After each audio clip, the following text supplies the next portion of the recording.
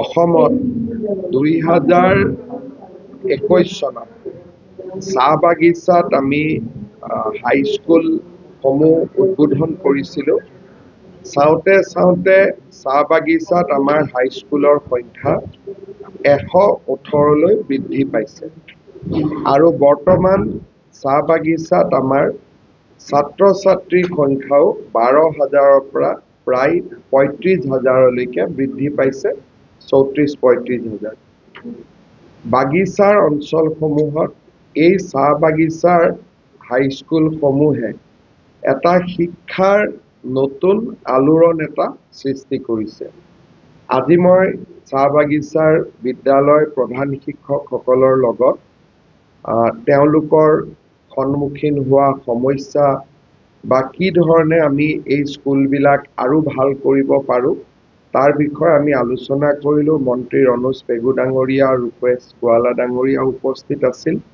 বিভিন্নজনে বিভিন্ন পৰামৰ্শ দিছে, যেনেকে কিছুমানে কৈছে যে স্কুলখনত বাউণ্ডৰী ৱাল হ'লে ভাল হয়, কিছুমানে কৈছে যে মিড ডে মিল ক্লাছ 8লৈকে পায়, কিন্তু 9 আৰু 10ত ষ্টুডেণ্টেও যাতে মিড ডে মিল পাব পাৰে।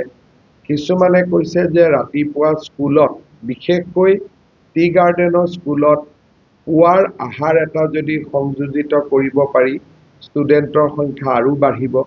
এই গোটেই পৰামৰ্শখিনি আমি আজি শুনিছোঁ আৰু আমি নিশ্চিত ব্যৱস্থা গ্ৰহণ কৰিম।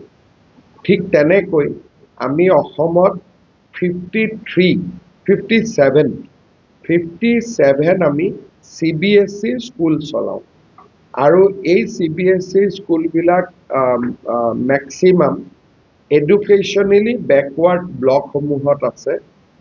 তেখেতসকলত CBSEৰ পাছ পাৰ্চেণ্টেজ প্ৰায় 96ৰ পৰা 100%ৰ ভিতৰত। এই বিদ্যালয়সমূহৰ পৰা বহুতো ডক্তৰ ওলাইছে, ইঞ্জিনিয়াৰ ওলাইছে আৰু এই বিদ্যালয়সমূহক ৰাইজে আদৰি লৈছে। এই বিদ্যালয়সমূহ 2014, 15, 16 তেনেকুৱা সময়ত প্ৰতিষ্ঠা কৰা হৈছিল। বিল্ডিং, ইলেক্ট্ৰিচিটি, বাউণ্ডৰী ৱাল, বিভিন্ন সমস্যা তেওঁলোকৰো আছে। সমস্যাবিলাক আমি শুনিছোঁ।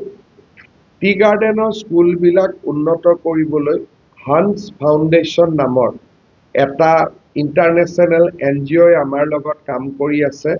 অহা বছৰ তেওঁলোকে প্ৰায় 5 ইয়াৰ্ছৰ ভিতৰত তেওঁলোকে 300 কোটি টকা ব্যয় কৰিব এই স্কুলকেইখন ইম্প্ৰুভ কৰিবৰ কাৰণে।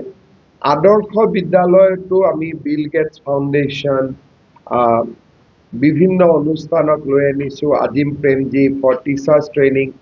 এই দুইখন টি গাৰ্ডেনৰ আদৰ্শ স্কুল আৰু আমাৰ নৰ্মেল আদৰ্শ স্কুল, এইকেইখনক আমি খুব ভাল কৰাৰ কাৰণে চেষ্টা কৰিছোঁ। সেইকাৰণে আজিও 3 ঘণ্টা সময় মই তেওঁলোকৰ লগত বহিলোঁ।